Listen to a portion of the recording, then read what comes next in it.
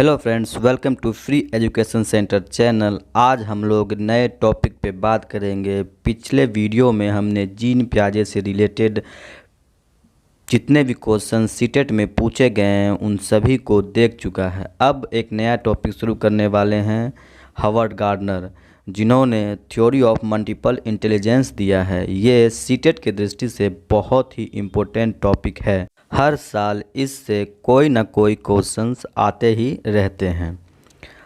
Howard Gardner का जो theory of multiple intelligence बहुबुद्धिक सिद्धांत है, ये पेपर 1 और पेपर 2 दोनों के लिए इम्पोर्टेंट है। आज इस वीडियो में हम हावर्ड गार्डनर का थ्योरी ऑफ मल्टीपल इंटेलिजेंस पे ही चर्चा करने वाले हैं।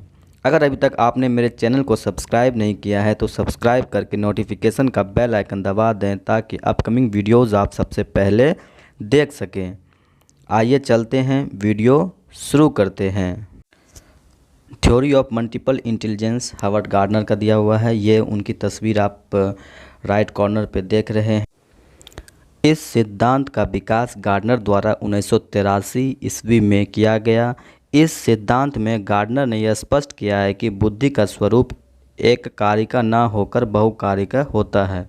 गार्डनर ने मूलतः 7 तरह की बुद्धि का वर्णन किया है, बट 1998 में उन्होंने इसमें 8वां प्रकार तथा 2000 में उन्होंने 9वां प्रकार भी जोड़ा है।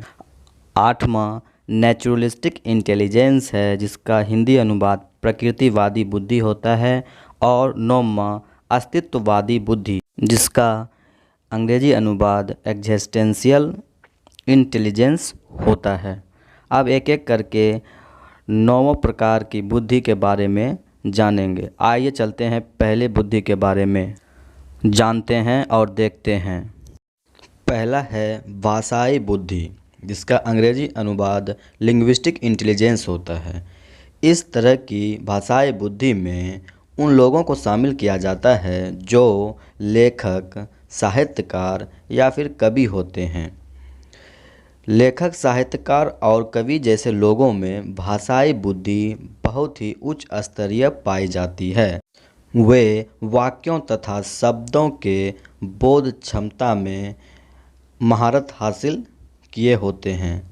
शब्दों के क्रम के बीच के संबंधों को पहचानने की क्षमता उसमें उच्च स्तरीय होती है। तो हावर्ड गार्डनर द्वारा बहुबुद्धि सिद्धांत में ये पहला है जो भाषाई बुद्धि कहलाता है। इसमें वो लोग आते हैं जो लेखक, साहित्यकार और कवि होते हैं। आइए अब चलते हैं दूसरे बुद्धि पे, जिसे तार्किक गणितीय बुद्धि कहते हैं, जिसका अंग्रेजी अनुवाद लॉजिकल मैथमेटिकल इंटेलिजेंस कहते हैं। इस प्रकार के बुद्धि में वे लोग शामिल किए जाते हैं जो गणितज्ञ होते हैं। वैसे लोगों में तर्क करने की क्षमता अत्यधिक होती है। गणितीय समस्याओं का समाधान करने की क्षमता उच्च स्तरीय पाई जाती है। तीसरा पॉइंट है अंकों के क्रम के पीछे छिपे संबंध को पहचानने की क्षमता अधिक होती है। चौथा, सदृशता क्षमता, परिस्थितियों एवं समस्या में समानता देख पाना आदि सम्मिलित होता है। पाँचवा, किसी के व्यवहार में आए अकस्मात परिवर्तन को तर्क द्वारा समझाना, गणितीय समस्याओं का समाधान आदि। तार्किक गणितीय बुद्धि में वैसे लोग को शामिल किया जाता है जिनमें इन 5 प्रकार के गुण अत्यधिक पाए जाते हैं। आइए अब चलते हैं तीसरे प्रकार के बुद्धि पे। तीसरा है स्थानिक बुद्धि, जिसका अंग्रेजी अनुवाद स्पैटियल इंटेलिजेंस होता है। स्थानिक बुद्धि में वे लोगों को शामिल किया जाता है जिनमें स्थानिक चित्र को मानसिक रूप से परिवर्तन करने की क्षमता होती है और स्थानिक कल्पना करने की भी क्षमता होती है। जैसे वे लोग देखे गए स्थान को मानचित्र द्वारा प्रस्तुत कर देते हैं। अब चौथे प्रकार के बुद्धि के बारे में जानेंगे। चौथा प्रकार है शारीरिक गतिक बुद्धि, जिसका अंग्रेजी अनुवाद बॉडी काइनेस्थेटिक इंटेलिजेंस होता है। इस बुद्धि में अपने शारीरिक गति पर नियंत्रण रखने की क्षमता तथा वस्तुओं को सावधानीपूर्वक एवं प्रवीण ढंग से घुमाने तथा उपयोग करने की क्षमता सम्मिलित होती है। इस तरह के बुद्धि नर्तकों को तथा खिलाड़ियों में अधिक होती है, जिन्हें अपने शरीर की गति पर पर्याप्त नियंत्रण रखना होता है, जैसे क्रिकेट खिलाड़ी, टेनिस खिलाड़ी, न्यूरोसर्जन तथा शिल्पकार आदि। आपने देखा होगा न्यूरोसर्जन जब सर्जरी करता है तो अगर उसे अपने हाथों पर कंट्रोल ना हो तो उससे ठीक से ऑपरेशन नहीं होगा। अगर शिल्पकार अगर अपने हाथों से अच्छे से कारीगरी ना करे तो कोई भी काम बिगड़ सकता है। तो इस तरह की बुद्धि में न्यूरोसर्जन शिल्पकार भी आते हैं। आइए अब चलते हैं नेक्स्ट पे। नेक्स्ट है सांगीतिक बुद्धि, जिसका अंग्रेजी अनुवाद म्यूजिकल इंटेलिजेंस है। इसमें वैसे लोगों को शामिल किया गया है जो गीतकार संगीतकार होते हैं। इस बुद्धि में तर्क तथा लय को सही सही ढंग से समझने की क्षमता सम्मिलित होती है। दूसरा, इसमें संगीत संबंधी सामर्थ्य एवं निपुणता विकसित करने की क्षमता भी सम्मिलित होती है। सांगीतिक बुद्धि में गीतकार और संगीतकार को शामिल किया गया है। आइए अब नेक्स्ट बुद्धि पे चलते हैं, जो है अंतःवैयक्तिक बुद्धि, जिसे अंग्रेजी में इंट्रापर्सनल इंटेलिजेंस कहते हैं। ये बहुत ही इम्पोर्टेंट है क्योंकि इससे सीटेट में बार बार क्वेश्चन पूछे गए हैं।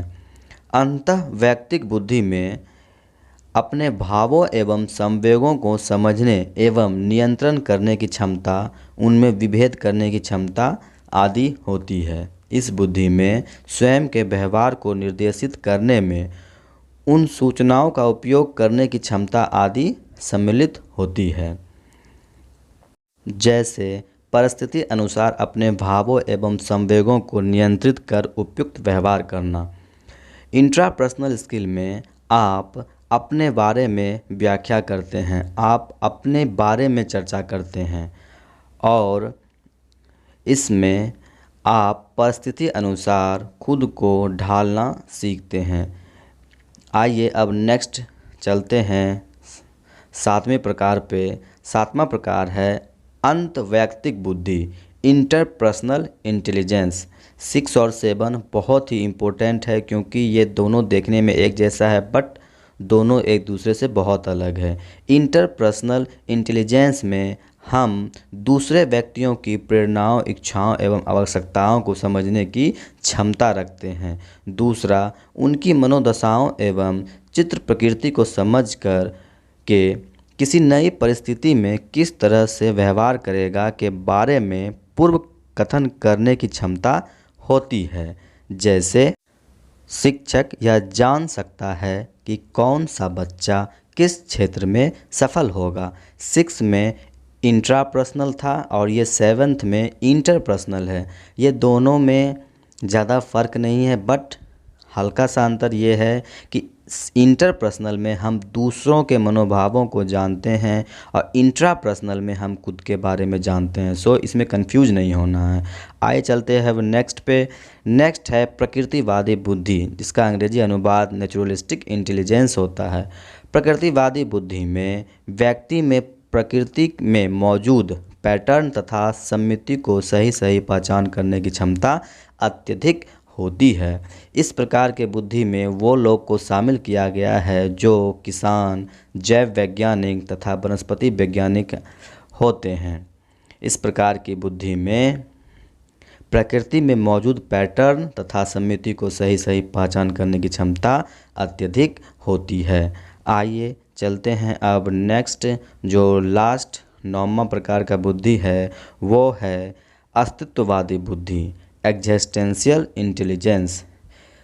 अस्तित्ववादी बुद्धि में मानव संसार में छिपे रहस्य को, जिंदगी, मौत तथा मानव अनुभूति को, वास्तविकता के बारे में उपयुक्त प्रश्न पूछकर जानने की क्षमता से है। इस ढंग की बुद्धि खासकर उन लोगों में होती है जो दार्शनिक होते हैं। 9 नंबर 2000 में जोड़ा गया था हावर्ड गार्डनर के द्वारा।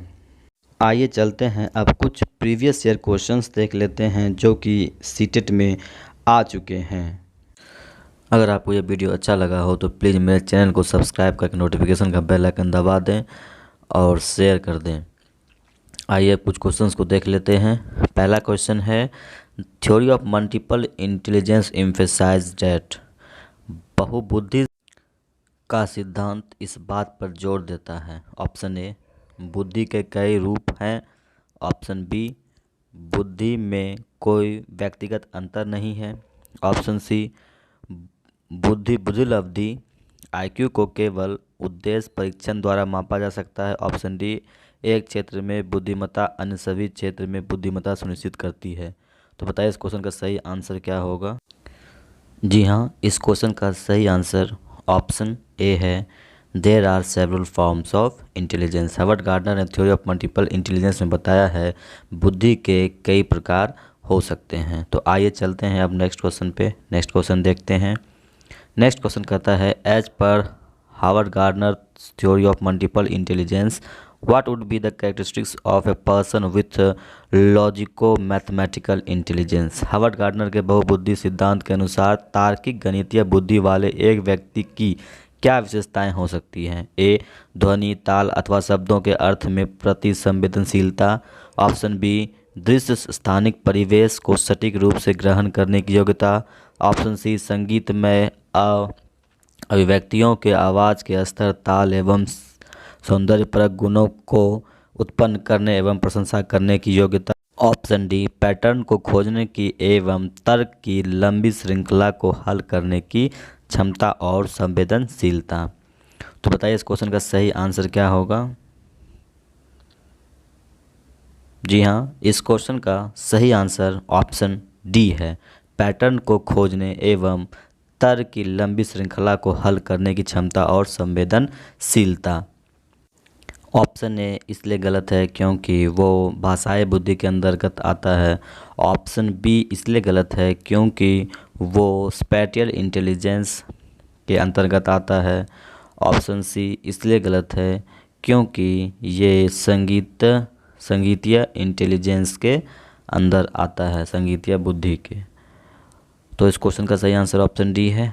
आइए चलते हैं अब नेक्स्ट क्वेश्चन पे और नेक्स्ट क्वेश्चन देखते हैं। नेक्स्ट क्वेश्चन कहता है, which of the following statement about intelligence is correct. बुद्धि के बारे में निम्नलिखित कथनों में से कौन सा सही है। ऑप्शन ए, बुद्धि अनुभव के परिणाम के रूप में व्यवहार में एक अपेक्षाकृत अस्थायी परिवर्तन है। ऑप्शन बी, बुद्धि एक आनुवांशिक विशेषक है जिसमें मानसिक गतिविधि जैसे स्मरण एवं तर्क शामिल होती है। बुद्धि बहुआयामी है जिसमें बुद्धि परीक्षण के द्वारा पूर्ण रूप से परिमेय न की जाने वाली कई योग्यताएं शामिल हैं। बुद्धि अविसारी रूप से सोचने की योग्यता है। बताइए इस क्वेश्चन का सही आंसर क्या होगा। जी हाँ, इस क्वेश्चन का सही आंसर ऑप्शन सी है, intelligence is multi dimensional involving several abilities not entirely measure by intelligence test. बुद्धि बहुआयामी है जिसमें बुद्धि परीक्षणों के द्वारा पूर्ण रूप से परिमेय न की जाने वाली कई योग्यताएं शामिल है।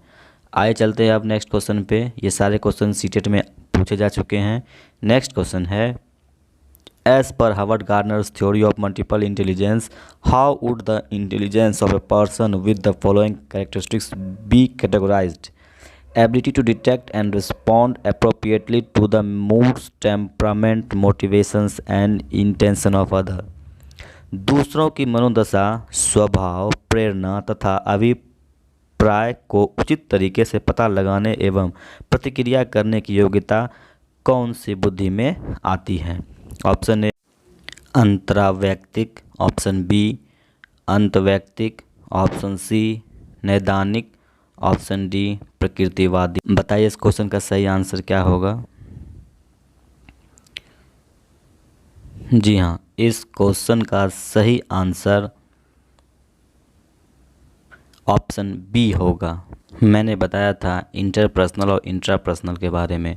जब हम दूसरों के बारे में जानने या पहचानने का बात करते हैं तो वो इंटरपर्सनल कहलाता है। जब हम खुद के बारे में जानते हैं, खुद के बारे में सोचते हैं तो वो इंट्रापर्सनल कहलाता है। सो इस क्वेश्चन का सही आंसर ऑप्शन बी है। आए चलते हैं नेक्स्ट क्वेश्चन पे। नेक्स्ट क्वेश्चन कहता है the theory of multiple intelligence says that, एकाधिक बुद्धिमानी का सिद्धांत कहता है कि ऑप्शन ए बुद्धि कई प्रकार की हो सकती है, ऑप्शन बी पेपर पेंसिल परीक्षण सहायक नहीं है, ऑप्शन सी प्रभावी अध्यापन के द्वारा बुद्धि बढ़ाई जा सकती है, ऑप्शन डी बुद्धि तेजी से बढ़ाई जा सकती है। तो बताइए इस क्वेश्चन का सही आंसर क्या होगा। जी हाँ, इस क्वेश्चन का सही आंसर ऑप्शन ए है। Intelligence can be of several kinds. Theory of multiple intelligence में साफ साफ कहा गया है हार्वर्ड गार्डनर द्वारा कि बुद्धि एक प्रकार नहीं बल्कि बहुत प्रकार की होती है। दोस्तों, अगर आपको ये मेरे वीडियो अच्छा लगा हो तो प्लीज़ मेरे चैनल को सब्सक्राइब करके नोटिफिकेशन का बेल आइकन दबा दें और अपने दोस्तों को भी शेयर कर दें ताकि मुझे भी कुछ मोटिवेशन मिल सके। धन्यवाद।